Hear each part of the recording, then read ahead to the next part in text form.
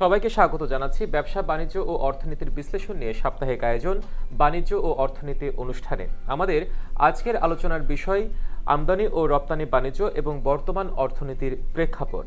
দর্শক, আলোচনায় আজকে আমরা সাথে পেয়েছি ঢাকা বিশ্ববিদ্যালয়ের অর্থনীতি বিভাগের অধ্যাপক ডক্টর শাহাদাত হোসেন সিদ্দিকী এবং সাথে আছেন Bangladesh Malaysia chamber of commerce and industry এবং বেসিসের সাবেক সভাপতি আলমাস কবির। আপনাদের দুজনকে স্বাগত আজকে আমাদের বাণিজ্য অর্থনীতি অনুষ্ঠানে। আমরা আলোচনায় যাব, তার আগে একটি প্রতিবেদন দেখে আসব। বাংলাদেশ থেকে পণ্য রপ্তানি ইতিবাচক ধারায় রয়েছে। টানা 4 মাস ধরে 4 বিলিয়ন বা 400 কোটি ডলারের বেশি পণ্য রপ্তানি হয়েছে। সর্বশেষ জানুয়ারি মাসে রপ্তানি হয়েছে 444 কোটি মার্কিন ডলারের পণ্য। এ রপ্তানি গত বছরের একই মাসের তুলনায় 5.70% বেশি।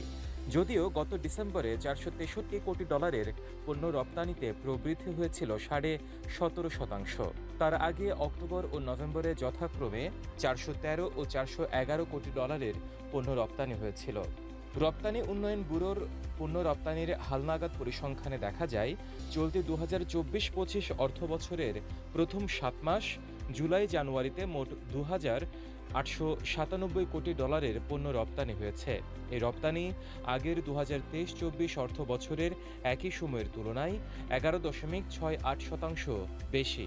ইপিবির তথ্য বিশ্লেষণে দেখা যায়, সদ্য সমাপ্ত জানুয়ারিতে তৈরি পোশাক, কৃষি প্রক্রিয়াজাত পণ্য, চামড়াবিহীন জুতা, হিমায়িত খাদ্য ও প্রকৌশল পণ্যের রপ্তানি বাড়লেও চামড়াজাত পণ্য, পাট ও পাটজাত পণ্য, হোম টেক্সটাইল, প্লাস্টিক পণ্যসহ বিভিন্ন পণ্যের রপ্তানি কমেছে। তবে পোশাক রপ্তানিতে 5.57 প্রবৃদ্ধি হওয়ার ফলে সামগ্রিক প্রবৃদ্ধি কাছাকাছি রয়েছে। কারণ রপ্তানি আয়ের 80% বেশি তৈরি পোশাক খাত থেকেই আসে। এদিকে রপ্তানিতে আবারও চামড়া ও চামড়াজাত পণ্যকে টপকে দ্বিতীয় শীর্ষস্থানে চলে এসেছে কৃষি প্রক্রিয়াজাত পণ্য। চলতি অর্থবছরের প্রথম 7 মাসে 67 কোটি ডলারের কৃষি প্রক্রিয়াজাত পণ্য রপ্তানি হয়। এই রপ্তানি গত অর্থবছরের একই সময়ের তুলনায় প্রায় 10.5% বেশি। জানুয়ারিতে 7 কোটি 83 লাখ ডলারের কৃষি প্রক্রিয়াজাত পণ্য রপ্তানি হয়। এক্ষেত্রে প্রবৃদ্ধি হয়েছে 21.35%। জানুয়ারিতে 9 কোটি ডলারের চামড়া ও চামড়াজাত পণ্য রপ্তানি হয়েছে, যা গত বছরের একই মাসের তুলনায় 5.5% কম। দর্শক, প্রতিবেদন আমরা বর্তমানে বাংলাদেশের যে আমাদের দেশের অর্থনৈতিক প্রেক্ষাপট বিবেচনায় আমদানি এবং রপ্তানি খাত কোন জায়গায় আছে সেটির একটি চিত্র তুলে ধরার চেষ্টা করেছি এবং এ বিষয়ে আমরা একটু বিস্তারিত আলোচনায় যাব। শুরুতেই ডক্টর শাহাদাত হোসেন সিদ্দিকী, আপনাকে দিয়ে শুরু করতে চাই। সেটি হচ্ছে, একটি বিষয় দেখা গেল যে সম্প্রতি যে অর্থ বছরের প্রথমার্ধে আমাদের রপ্তানি আয় বিগত বছরগুলোর তুলনায় তুলনামূলক 12% বেড়েছে। এটি কি কতটুকু বছরের যে তুলনাগত ভিত্তি আছে সেটির তুলনায় যদি আমি বলতে চাই, কতটুকু ইতিবাচক হিসেবে মনে করেন আপনি? আমরা যখন যে কোনো কিছুর পজিটিভ এবং নেগেটিভ দুটো সাইড থাকে, কথা হচ্ছে যে আমরা এটা কিন্তু প্রবৃদ্ধির কথা বলছি, রপ্তানি প্রবৃদ্ধির কথা বলছি। অতএব রপ্তানি প্রবৃদ্ধি স্বাভাবিকভাবেই ভালো এবং ইতিবাচক ইন এ সেন্স যে বাংলাদেশ বিগত কয়েক বছর যাবৎ যে ফরেন কারেন্সি রিজার্ভের যে অবস্থাটা, যে চ্যালেঞ্জটা ছিল, সেটার ক্ষেত্রে কিছুটা যে স্বস্তি এসেছে সেটা কিন্তু বলতে পারেন রপ্তানি প্রবৃদ্ধির কারণেই। কারণ হিসাবটা খুব সহজ। আপনি যদি এই 5ই আগস্টের আগের দিকে যান, বিগত এক বছরের তুলনা করেন যে বাংলাদেশের রিজার্ভের অবস্থাটা যে ক্ষয়ে যাচ্ছিল, সেই ক্ষয়ে যাওয়ার মাত্রাটা কি পরিমাণের ছিল, সেখানে দেখবেন অন এন অ্যাভারেজ প্রতি মাসে $1 বিলিয়ন যে গ্যাপটা ছিল, সেই গ্যাপটা এখন যদি 7 মাসের কথা তুলনা করেন তাহলে সেটা 0.5 বিলিয়ন।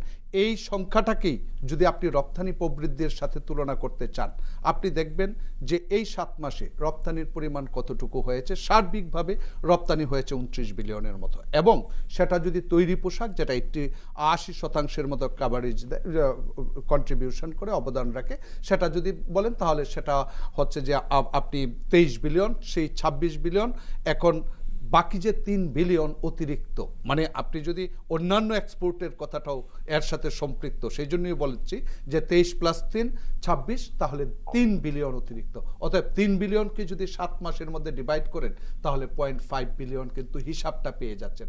অতএব 0.5 বিলিয়নের যে চাপটা সামলাতে পেরেছি, সেটার ক্ষেত্রে কিন্তু হিসাব বলে যেটা পজিটিভ কন্ট্রিবিউশন করেছে। যে ফরেন কারেন্সির প্রেশার যেটা ছিল সেটা আমাদের স্টিল আছে, কিন্তু এর মাত্রাটা কমে গিয়েছে। এবং আমি বলবো যে এখন টাকার মান ধরে রাখার পিছনেও তাহলে একটা গুরুত্ব রেখেছে। কারণ তাহলে আরেকটা পজিটিভ ইতিবাচক দিক, টাকার মান ধরে রাখা মানে কি, আপনি যখন ইম্পোর্ট করছেন টাকার মান যদি কমে যেত ইম্পোর্ট কস্ট বেড়ে যেত। অর্থাৎ যে মূল্যস্ফীতি এখন দেখতে পাচ্ছেন 11-12%, খাদ্য মূল্যস্ফীতিতে 14% ছিল, এখন কিছুটা কমেছে।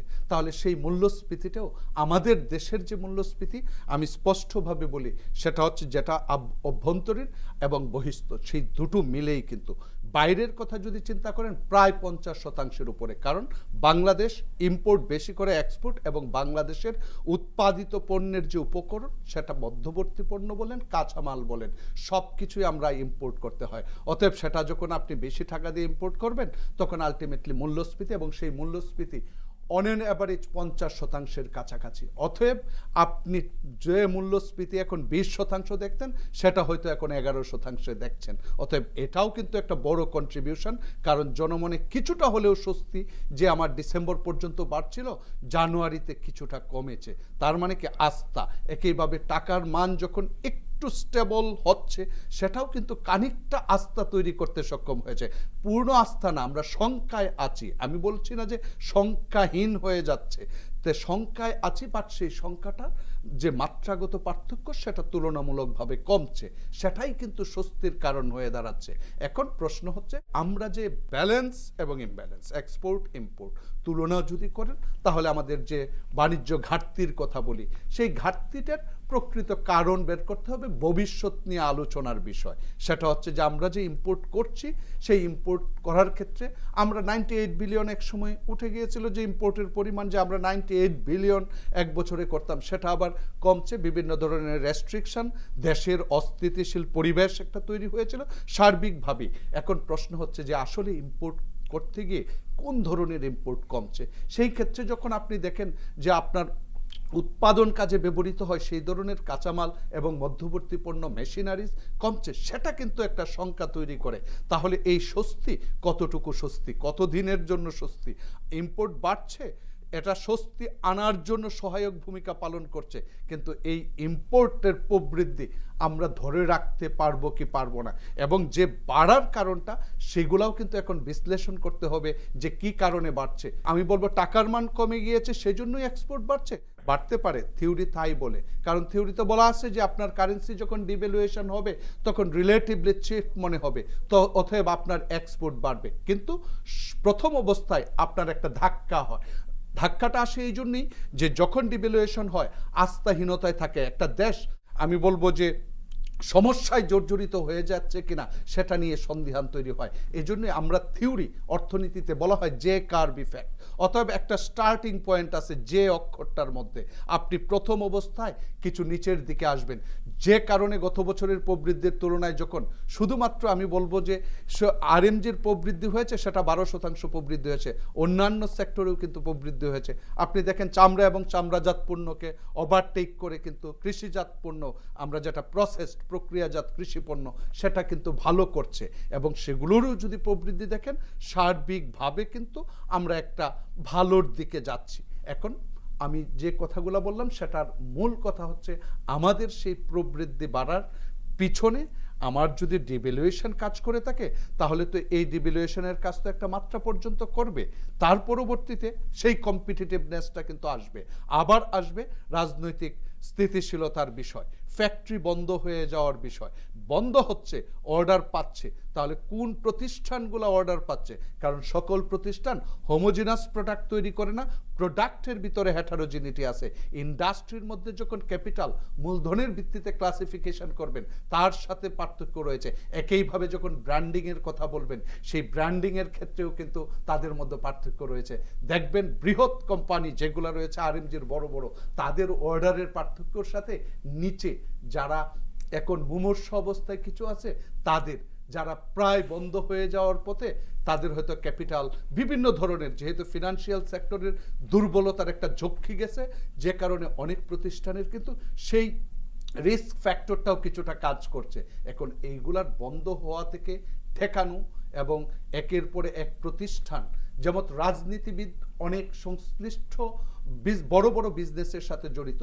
আমার প্রশ্ন হচ্ছে প্রতিষ্ঠান বন্ধ করে এর সমাধান না, প্রতিষ্ঠান দেশের জন্য উৎপাদন করছে, দেশের জন্য এমপ্লয়মেন্ট ক্রিয়েট সেটার সাথে করছে। একটা শ্রমসংস্থানও জড়িত আছে। হ্যাঁ, সেই জন্যই এই বিষয়গুলা খতিয়ে দেখতে হবে যে প্রতিষ্ঠান, আমি একজন আওয়ামী লীগ করবে, আরেকজন বিএনপি করবে, বিভিন্ন সময় বিভিন্ন ক্ষমতার পরিবর্তন হবেই, তাহলে প্রতিষ্ঠান বন্ধ করে দেশের জিডিপি প্রবৃদ্ধি কমিয়ে দেয়া এবং আনএমপ্লয়মেন্ট তৈরি করা এইগুলার সমাধান না।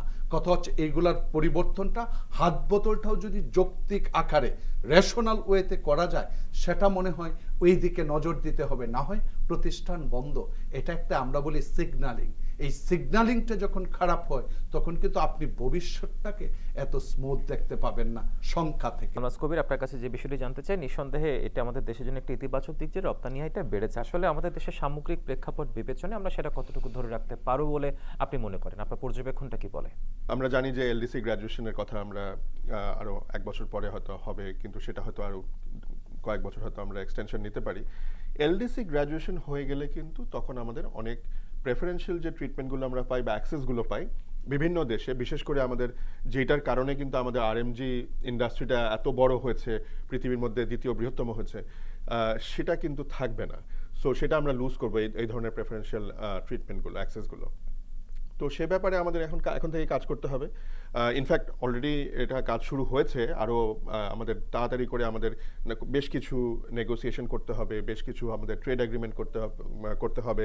এটা এফটিএ হতে পারে, প্রেফারেন্সিয়াল ট্রেড এগ্রিমেন্ট হতে পারে, রিজনাল ট্রেড এগ্রিমেন্ট হতে পারে। এই ধরনের জিনিসগুলো আমাদের খুব তাড়াতাড়ি করতে হবে। কেননা আমরা যদি ট্রেড এগ্রিমেন্টগুলো না করতে পারি এবং আমরা যদি এনশিওর না করতে পারি যে না, আমরা যেই দেশে আমাদের জিনিসগুলো পাঠাচ্ছি, রপ্তানি করছি, সেখানে আগের মতোই আমাদের একটা ফ্রি অ্যাক্সেস থাকবে, তাহলে কিন্তু ন্যাচারালি আমরা কম্পিটিটিভনেসটা হারাবো। আমাদের প্রতিযোগিতামূলক যে প্রাইসটা সেটা আমরা দিতে পারবো না।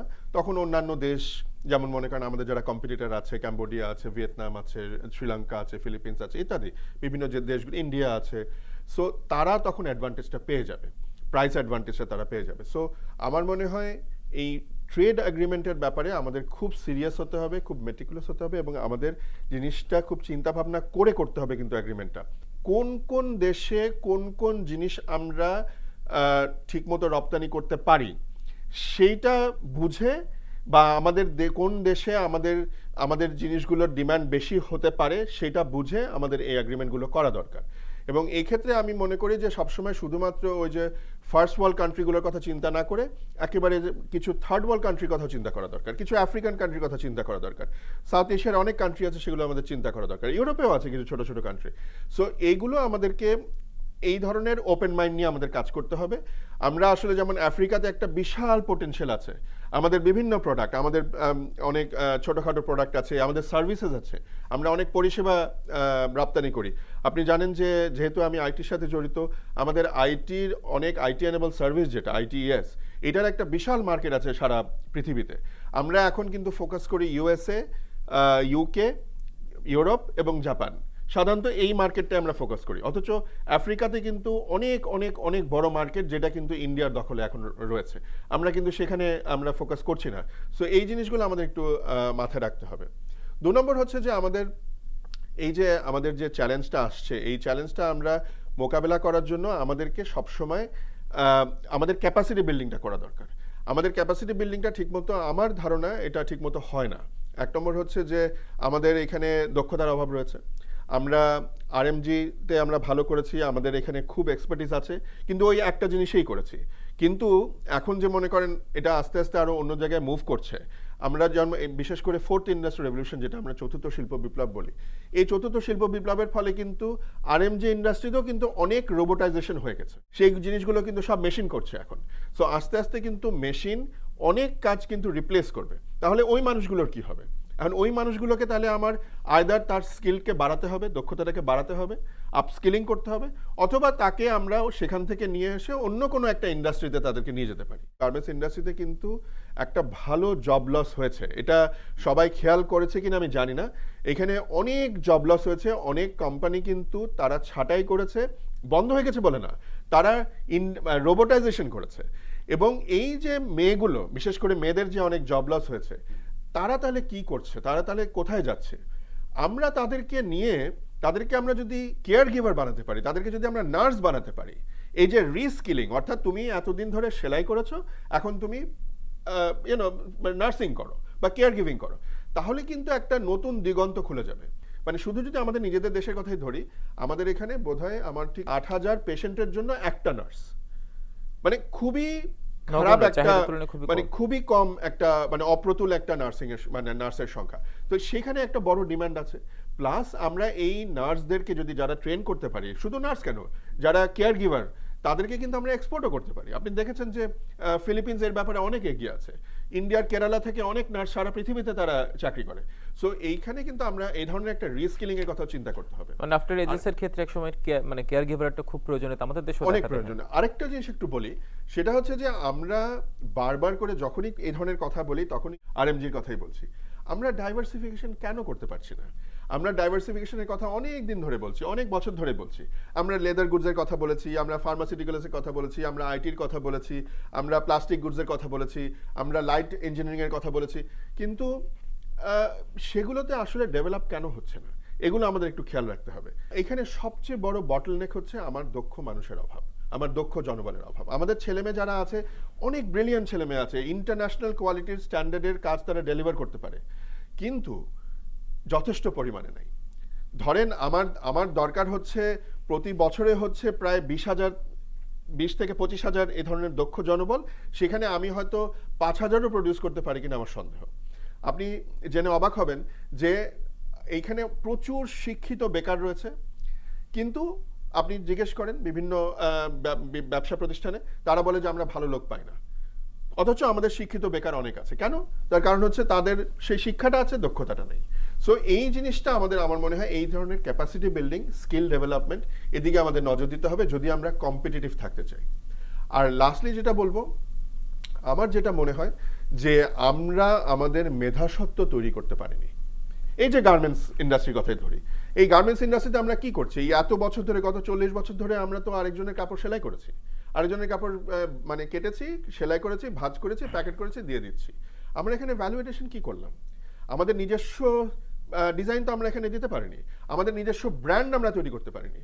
এবং এটা কিন্তু শুধুমাত্র আরএমজিতে না, আপনি আইটিতেও ধরেন। আইটিতে আমরা কি করি? আইটি এনেবল সার্ভিসেসে কিন্তু আপনি জানেন কি না যে আমরা পৃথিবীর মধ্যে দ্বিতীয় বৃহত্তম আউটসোর্সার।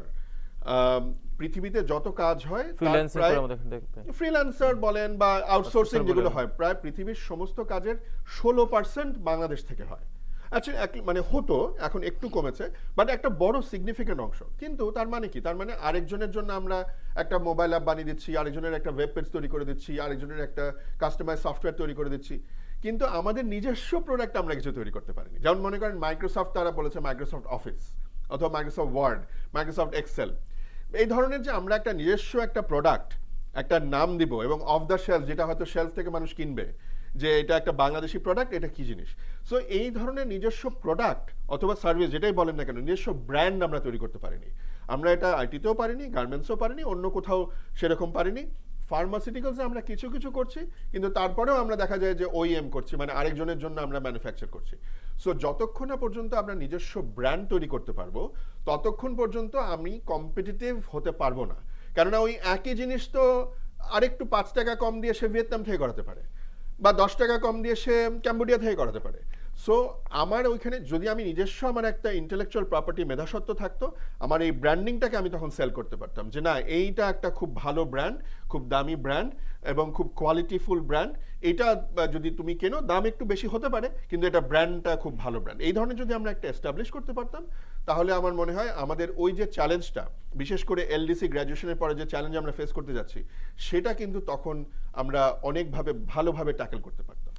সো আমার মনে হয় যেটা বললাম যে এক্সপোর্ট ডাইভার্সিফিকেশন, ব্র্যান্ডিং এবং ক্যাপাসিটি ডেভেলপমেন্ট, এগুলোর ব্যাপারে আমাদের চিন্তা করতে হবে এবং ট্রেড এগ্রিমেন্টগুলো আমাদের করতে হবে, বিভিন্ন দেশের সাথে স্ট্র্যাটেজিকভাবে করতে হবে। নিশ্চয়ই এলডিসি গ্র্যাজুয়েশনের কথা যেটা আপনি প্রথমত বললেন, সেই জায়গায় ডক্টর শাহাদাত হোসেন সিদ্দিক আপনার কাছে যে প্রশ্নটি রাখছে, সেক্ষেত্রে হয়তো আমরা বেশ কিছু রপ্তানি হয়তো যে সুযোগ সুবিধাগুলো আছে সেগুলো হারাবো। সেক্ষেত্রে আমরা আসলে কতটুকু ব্যাকওয়ার্ড লিঙ্কেজে কতটুকু সক্ষম আছি বা তৈরি করতে পারছি নিজেদেরকে? এখন কম্পিটিটিভনেসের জায়গাটাই যদি দেখেন, তাহলে সাধারণত 11 থেকে ধরেন 12% পর্যন্ত যেটা আমরা ট্যারিফ সুবিধাটা পাই। এখন স্বাভাবিকভাবেই বর্তমানেই কিন্তু বাংলাদেশের প্রোডাক্ট যদি চিন্তা করেন, আমরা কিন্তু হাই ভ্যালু এন্ডেড প্রোডাক্ট যে খুব বেশি তৈরি করি তা না। ইভেন দেখবেন যে চায়নার উপর যে রিসেন্ট যে নিষেধাজ্ঞা বলা হচ্ছে যে মেক্সিকো, কানাডা এবং চায়না থেকে যে ইউএসএ ট্রাম্প প্রশাসন, সেটার ক্ষেত্রেও বাংলাদেশ থেকে অর্ডার বাড়তে পারে, কিন্তু কোন প্রোডাক্ট দেখবেন বলা আছে যে নিম্নমানের যে প্রোডাক্ট অথবা তার চেয়ে একটু বেশি। প্রশ্নটা হচ্ছে এই জায়গাটা কিন্তু খুব গুরুত্বপূর্ণ, যে কথাটা আলমাজ ভাই বললেন যে ভ্যালু এডিশন, আমরা ভ্যালু এডিশনটা আসলে কতটুকু করতে পারছি এবং সেই জায়গাটায় কেন থেমে আছে, স্ট্যাগন্যান্ট। আমি যদি 1 টাকার 1 টাকাই করতে পারতাম তাহলে তো আমার এই 48 বিলিয়নের 48 বিলিয়ন হতো। এখন প্রশ্নটা হচ্ছে আপনি আঙ্গুল দিয়ে দেখাচ্ছেন কত, আরএমজি অন এন অ্যাভারেজ 3 বিলিয়নের বেশি, সো 3 × 12 36 বিলিয়নের মতো, 37-38 বিলিয়নের মতো, কিন্তু প্রকৃতপক্ষে কত হিসাব করে দেখবেন রেমিটেন্স তার চেয়েও সামান্য বেশি হয়ে যায়। ট্রু যদি ভ্যালু এডিশনের কথা চিন্তা করেন, বিষয়টা হচ্ছে আমাদের এই জায়গাটায় দুর্বল। এই দুর্বলতার কারণেই আমরা কিন্তু কম্পিটিটিভনেসের জায়গা এমনিতেই হারাচ্ছি। সহজ হিসাব, যে র মেটেরিয়ালস আপনি যে টাকা দিয়ে কিনতেন, এখন 80 টাকা যখন 120 টাকা ডলার হয়েছে, অলরেডি 40-50% আপনি ওইখানে চলে যাচ্ছে। যারা ইম্পোর্ট করছে তারা বলছে আপনাকে তো আমি এই দামেই দিব। আপনাকে যখন উপরের দিকে ফিক্সড করে রাখছে, নিচের দিকে আপনি ক্লোজ হয়ে যাচ্ছেন, ভ্যালু এডিশনের মাত্রাটা কিন্তু কমে যাচ্ছে, যে কারণে কিন্তু ব্যবসায়ীরা ব্যবসা করা সত্ত্বেও তারাও কিন্তু একটা শঙ্কার মধ্যে আছে যে এই জায়গাটাও যদি না থাকে, because of the tariff advantage, যে জন্য বলা হচ্ছে ট্রেড নেগোসিয়েশন, সেটা রিজনাল হতে পারে, বায়োল্যাটারাল হতে পারে, মাল্টিল্যাটারাল, কিন্তু কিভাবে হবে, কি হবে, সেটা যদি আমি 26 সালে গিয়ে চিন্তা করি, 27 সালে গিয়ে চিন্তা করি, সেটা জীবনেও হবে না। কথা হচ্ছে তার জন্য উদ্যোগ দরকার এখন না, বরং আগে থেকেই, যে আসলে প্রক্রিয়াটা কি হবে, আমার বৃহৎ মার্কেট কোনগুলা। এখন ট্যারিফের যে অ্যাডভান্টেজ সেটা হচ্ছে যে আমরা পাচ্ছি, এখন পাবো না। না পাওয়ার কারণে আপনি সহজ কথায় প্রতিযোগিতা বাড়ছে কার সাথে বাড়বে? ভিয়েতনামের সাথে, ইন্ডিয়ার সাথে, আমাদের কম্বোডিয়ার সাথে, আমাদের কম্পিটিং প্রতিযোগী রাষ্ট্রের সাথে। তখন তো চিন্তা করবেন যে আমি তো এই সুবিধাটা পেয়ে অভ্যস্ত এখন নেই, তাহলে তো আমি টিকে থাকাটা আপনার জন্য খুব কঠিন হয়ে যাবে। আবার যখন প্রাইস বাড়াবেন, আপনি যখন প্রোডাক্ট কোয়ালিটি, বিষয়টা হচ্ছে আপনি যদি ভালো জিনিস করতে পারেন, তার ডিমান্ডটাকে আপনি ধরে রাখতে পারেন, যেটা হচ্ছে branding. Bangladesh made in Bangladesh, কাপড় দিলে কাপড় বানাই, সেটাই, not branded as a product, যে আমার রাইটস, যে এটা আমার সত্ত্বাধিকারে, এই জায়গাটা কিন্তু বড় জিনিস। যে কারণে বলা হয় ব্র্যান্ডিং, আমরা ইকোনমিক্সের ভাষায় বলি যে এই যে অ্যাডভার্টাইজমেন্ট করা হয় বড় বড় প্রোডাক্টের, ওয়াই অ্যাডভার্টাইজমেন্ট? বিষয়টা হচ্ছে আপনাকে লয়াল করার জন্য advertisement, because once you loyal to the product, আপনি সেটা তো কিনবেনই। এখন যদি বলেন 1 টাকা, তবু কিনবেন, because of the brand, you are loyal to that product. আপনি যদি বলেন 10 টাকা, তবু সেটা কিনবেন। তার মানে হচ্ছে profit margin very high once you make it brand. তে আমাদের বড় দুর্বলতা হচ্ছে অনেক কিছুই আমরা করছি, কিন্তু সেই ক্ষেত্রে এই জায়গাটার গুরুত্ব অপরিসীম। এখন আপনার যে প্রশ্নটা সেটা হচ্ছে কম্পিটিটিভনেসে, তাহলে কম্পিটিটিভনেসে আমরা তো এখনই অলরেডি ভিয়েতনাম আমাদেরকে ক্রস করে যাচ্ছে, সেই জায়গায় আছেন, এবং তারা যে প্রক্রিয়ায়, অর্থাৎ যেটা বলা হচ্ছে যে আমরা টেকনোলজির ব্যবহার করার দিকে নজর দিচ্ছি, তাই না? যেটা 4th ইন্ডাস্ট্রিয়াল রেভলিউশন, যেটা লেবার ডিসপ্লেসমেন্ট হয়ে যাচ্ছে, কিন্তু কথা হচ্ছে হাই ভ্যালু এন্ডের দিকে তাহলে আপনি মুভ করবেন। এখন প্রশ্ন হচ্ছে এই কম্পিটিটিভনেসটা যাচ্ছে ওদের সাথে, কিন্তু আপনার ভিয়েতনামের সাথে, চায়নাও কিন্তু হাই ভ্যালু এন্ডেড, ওরা কিন্তু সরাচ্ছে ধীরে ধীরে, কিন্তু কোনটা সরাচ্ছে? যেগুলা সরানো দরকার, আমাদের দেশে আনা দরকার, অন্য দেশে মুভ করা দরকার, সেগুলা ধীরে ধীরে সরাচ্ছে, কিন্তু নট নেসেসারিলি চায়না রিডিউস করতেছে সব কিছু, নট, তাদের পরিকল্পনাটা প্রকৃতপক্ষে জানতে হবে। এখন আমি খুশি আছি বাংলাদেশ, কি জন্য জানেন? বাংলাদেশ খুশি আছে কারণ চায়না যে অংশটুকু উইথড্র করছে, সেটা যদি বাংলাদেশের পরিসংখ্যান গ্লোবাল মার্কেটের সাথে এক্সপোর্টের ডাটা দিয়ে দেখেন, হিস্টোরিক্যাল ডাটা দিয়ে দেখেন, দেখবেন চায়নার ট্রেন্ড যতটুকু পরিমাণ প্রতি বছর কমছে, ঠিক বাংলাদেশ সেই অংশটুকু, মেজর অংশটুকু দখল করতে পারছে মানে নট নেসেসারিলি আপনি সারা জীবন পারবেন, এটা কিন্তু সার্টেন না। সেই জায়গায় আমাদের কথা হচ্ছে যে সবসময় বলা হয় নাথিং টু বি কমপ্লেসেন্ট। আমার প্রবৃদ্ধি হয়ে গেছে, সেটা আসলে কি আপনি এই বছরের প্রবৃদ্ধি দিয়ে সন্তুষ্ট থাকতে চান? আগামী বছরে সেটার জন্য চিন্তা করতে হবে, আরও 100 বছরের জন্য চিন্তা করতে হবে।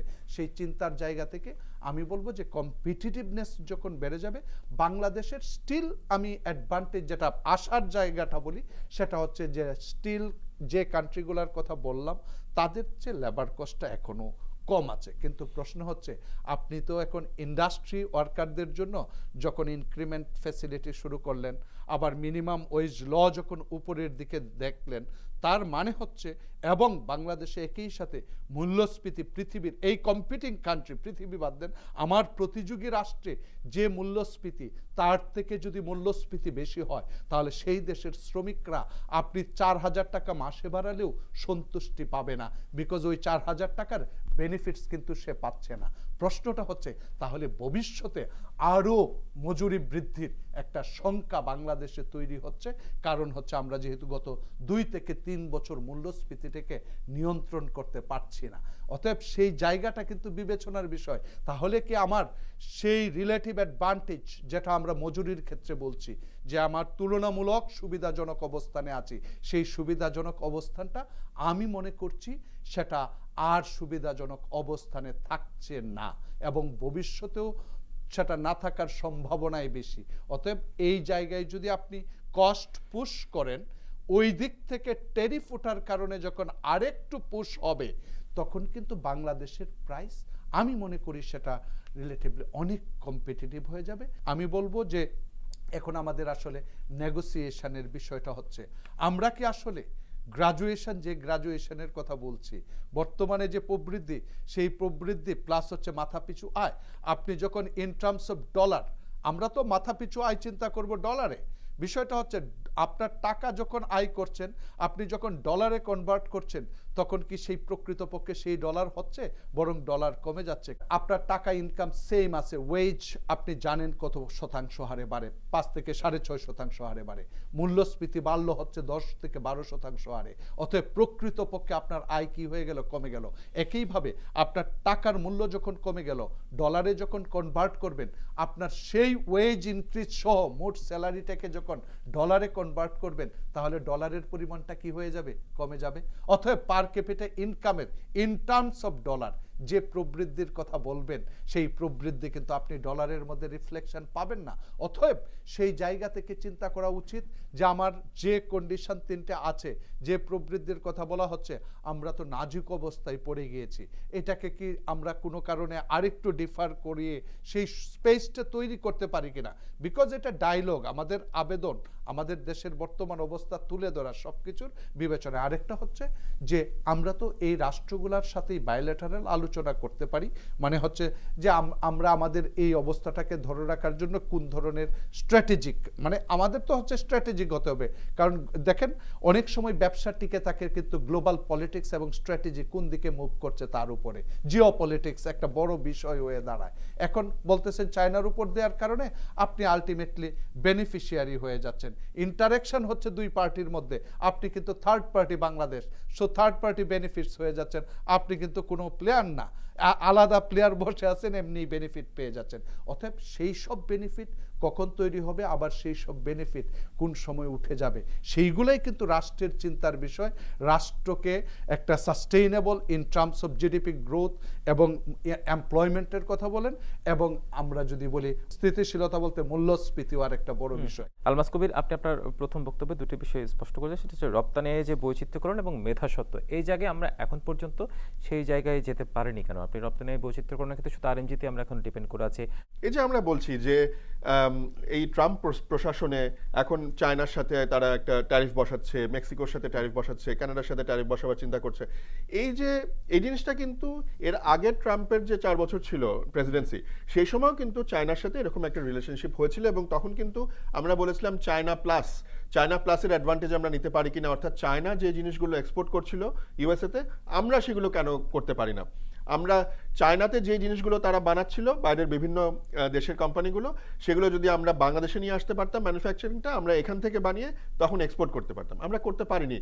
মানে এগুলো আমি বলবো যে আমাদের এগুলো কিছু পলিসিগত ইনফ্রাস্ট্রাকচারাল সমস্যা। মানে ইনফ্রাস্ট্রাকচার তো দুই রকম হয়, একটা সফট ইনফ্রাস্ট্রাকচার যেটা পলিসি, আরেকটা হচ্ছে হার্ড ইনফ্রাস্ট্রাকচার যেটা আপনার অ্যাকচুয়ালি মনে করেন এই ল্যান্ড বলেন, যোগাযোগ ব্যবস্থা বলেন, রাস্তাঘাট বলেন, এগুলো। সো এই দুটাতেই কিন্তু আমাদের অনেক দুর্বলতা রয়েছে। সো এটা আমরা করতে পারিনি। এখন এই যে ট্রাম্প অ্যাডমিনিস্ট্রেশন এটা শুরু হয়েছে এখনো 1 মাস হয়নি, এই আরো আগামী 4 বছর এই অবস্থাটা বিরাজ করবে। আমার মনে হয় this is the right time to take advantage of this. আমার শুধুমাত্র যে আমি ম্যানুফ্যাকচারিংকে রিলোকেট করব চায়না থেকে তা না, আমরা এটাও চিন্তা করতে পারি যে এমন যদি, এটা জাস্ট একটা আমি উদাহরণ হিসেবে বলছি, যে চায়না থেকে যদি আমি র ম্যাটেরিয়াল কিনে এনে, আমি যদি ইলেকট্রনিক্স আইটেম কিনে এনে এখানে অ্যাসেম্বল করে মেড ইন বাংলাদেশ ট্যাগ লাগিয়ে যদি আমি এক্সপোর্ট করি, তাহলে কিন্তু আমেরিকা সেটা নিতে কোনো বাধা নাই। সো চায়না থেকে সেই জিনিসটা নিলে তার ট্যারিফ বসবে, একটা বড় ডিউটি দিতে হবে। বাংলাদেশ থেকে নিলে কিন্তু সেটা থাকবে না, তখন বাংলাদেশ থেকে কিন্তু একটা অ্যাডভান্টেজ থাকবে, প্রাইস অ্যাডভান্টেজ পাবে। সো এই জিনিসটা আমরা একটু চিন্তা করি, যে আমরা একটু অন্যভাবে চিন্তা করি, যে আমরা চায়নার যে এই একটা সমস্যা থাকবে আগামী 4 বছর, এইটার অ্যাডভান্টেজ আমরা কিভাবে নিতে পারি। আরেকটা যেটা হচ্ছে যে যখন যেহেতু আমি মালয়েশিয়ান চেম্বারে ছিলাম, সেই সময় এটা নিয়ে অনেক কথাবার্তা হয়েছে যে মালয়েশিয়াতে কিন্তু, এবং শুধু মালয়েশিয়া না, এটা অনেকগুলো দেশেই, মালয়েশিয়াতে কিন্তু অনেকগুলো সানসেট ইন্ডাস্ট্রি আছে। সানসেট ইন্ডাস্ট্রি মানে ধরেন যে একসময় তারা খুব ভালো করতো, সে ফার্নিচারে খুব ভালো করতো, ফার্নিচার ইন্ডাস্ট্রি, সেই জিনিসটা এখন ওইখানে বিভিন্ন কারণে একটু তারা কমে যাচ্ছে। সো সেই ইন্ডাস্ট্রিটাকে আমরা একেবারে তুলে নিয়ে এসে আমরা কিন্তু বাংলাদেশে বসিয়ে দিতে পারি। তাহলে ওই ওদেরকেই বলতে পারি যে তোমরা এটাকে নিয়ে আসো as a foreign direct investment, তোমরা এখানে বিভিন্ন ধরনের ট্যাক্স অ্যাডভান্টেজ পাবে। তারা বিভিন্ন ধরনের অ্যাজ আ ফরেন ইনভেস্টর, তারা যদি বিভিন্ন হাইটেক পার্ক বলেন বা অন্য স্পেশাল ইকোনমিক জোন বলেন, সেখানে তারা ওটা বানায়, এই ফ্যাক্টরিটা বানায়, রিলোকেট করে, তারা কিন্তু এখানে বানিয়ে আবার মালয়েশিয়াতে এক্সপোর্ট করলেও কিন্তু তাদের এখানে লাভ থাকে। শুধু মালয়েশিয়া কেন, আশেপাশের দেশগুলোতে, আমাদের যে ইন্ডিয়ার যে 7 সিস্টারগুলোতে, সেখানেও কিন্তু তারা তখন অ্যাক্সেসটা ভালো পাবে। সো এই ধরনের কিছু স্ট্র্যাটেজিক যদি আমরা ডিসিশন নিতে পারি যে আমরা রিলোকেট করব কিছু ইন্ডাস্ট্রি।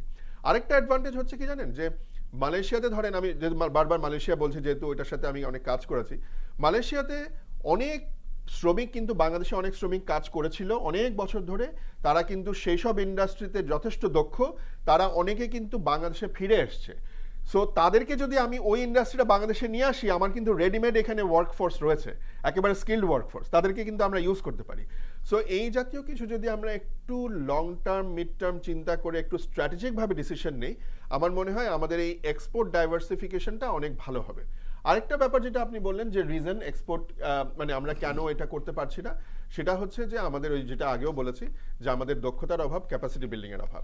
এই একই সাথে জড়িত কিন্তু আমাদের মেধাসত্বর একটা বড় চ্যালেঞ্জ হচ্ছে যে যদিও আমাদের ইন্টেলেকচুয়াল প্রপার্টি বা কপিরাইটের একটা আইন আছে, এটার তেমন কোনো এনফোর্সমেন্ট নেই।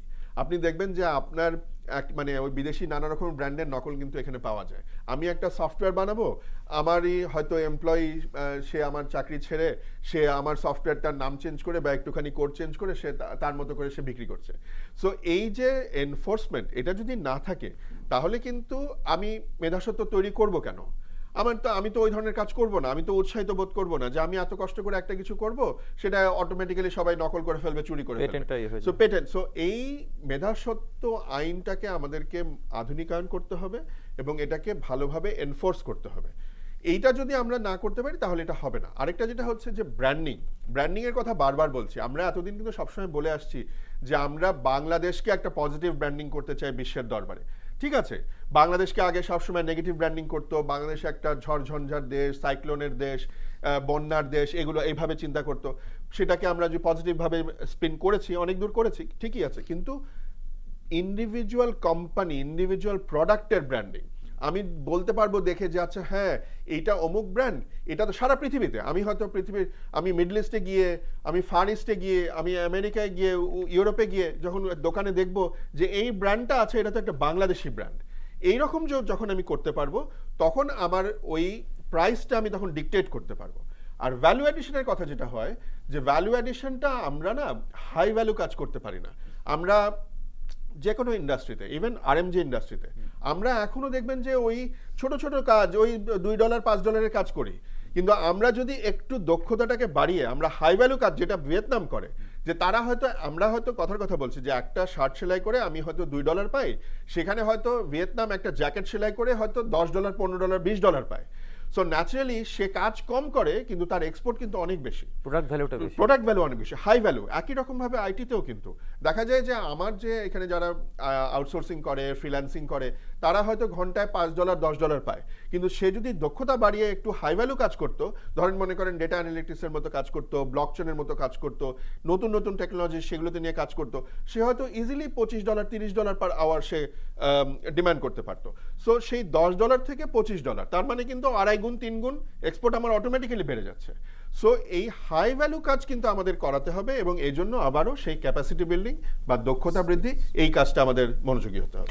নিশ্চয়ই, ধন্যবাদ আপনাকে ডক্টর সাদাত হোসেন সিদ্দিকী। এবার আমরা একটু আমদানির দিকে চোখ ফেরাতে চাই। সেটা হচ্ছে আমদানি নির্ভরতা কমাতে গেলে দেশের উৎপাদন ব্যবস্থাকে শক্তিশালী করার কোনো বিকল্প নেই। সেই উৎপাদন ব্যবস্থায় বেশ কিছু জটিলতা আছে। সেক্ষেত্রে আমরা দেখি কোনো একটা পণ্যের উৎপাদন আমাদের এখানে যথার্থ হলো, সেটা তারপর আমরা সিন্ডিকেটকে নিয়ন্ত্রণ করা বলি, দেশের অভ্যন্তরীণ বাজারের দ্রব্যমূল্য নিয়ন্ত্রণের কথা বলি, সেটাকে আমরা আমদানি নির্ভর হয়ে যাই। সেক্ষেত্রে যখন আবার আমদানি করতে যাই, তখন দেশের মধ্যে দামটা হয়তো সহজলভ্য করে দিল হাতের নাগাদ, তখন আমদানি করাটা বিপত্তিতে পড়ে।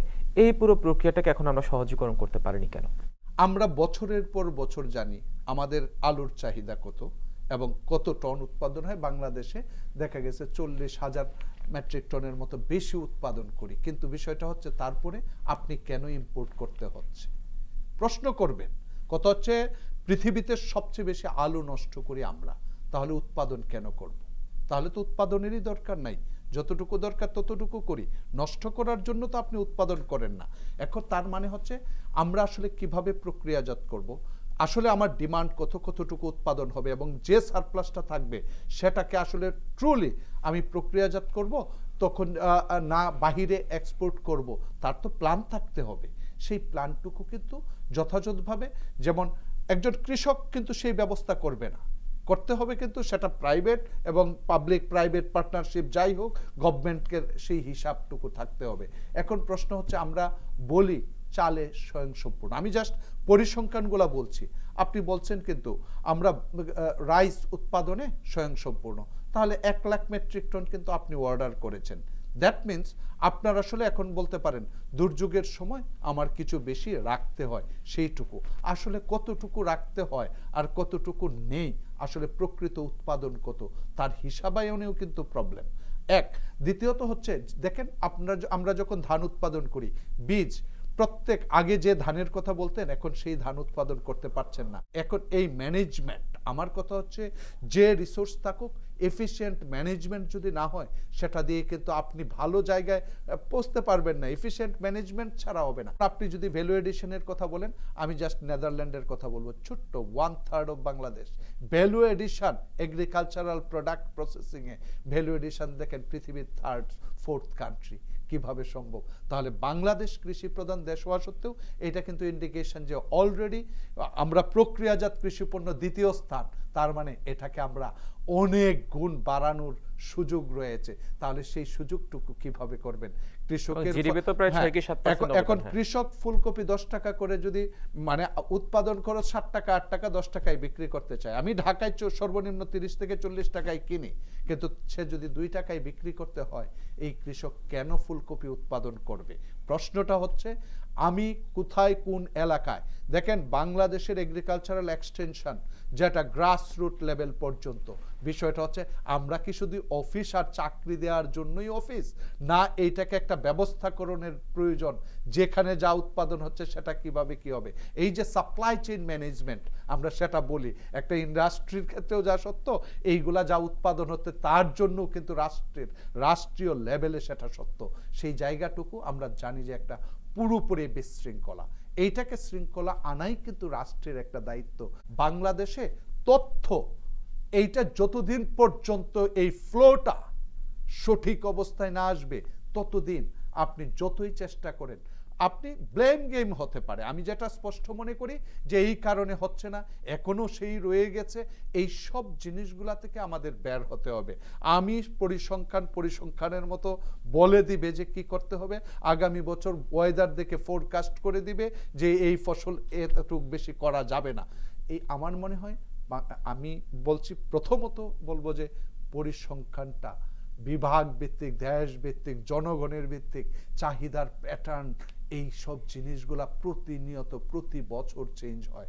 সেই সব গবেষণাগুলা যত বেশি হবে, ইনফরমেশন যত বেশি আসবে, তখন কিন্তু ইনস্টিটিউশনগুলাও কাজ করতে সুবিধা হবে। ইন্টারেস্ট রেট বাড়িয়ে যদি মূল্যস্ফীতি পৃথিবীর সব দেশ কমাতে পারে, বাংলাদেশ এত 3 বছর ধরেই বাড়াচ্ছে, 0.5 জায়গায় আপনি 10-এ চলে গেছেন পলিসি রেট, তারপরেও কমার কোনো লক্ষণ নেই। তাহলে বুঝতে হবে গলতটা কোথায়। তার মানে হচ্ছে আমার পলিসি, মনিটারি পলিসি ইনস্ট্রুমেন্ট একটা দেশে ইনএফেক্টিভ, অকার্যকর। তাহলে অকার্যকরটা কেন? সেটা যদি সত্যিকার অর্থে বের না করেন, তাহলে তো সেটা আর কোনোদিনও কার্যকর হবে না। তথ্যের শৃঙ্খলা ম্যানেজমেন্ট, সেটা যত ইফিশিয়েন্ট হবে, ততই কিন্তু আপনি বলেন বাজার নিয়ন্ত্রণ করা, ঘরে বসে বাজার নিয়ন্ত্রণ করা যাবে।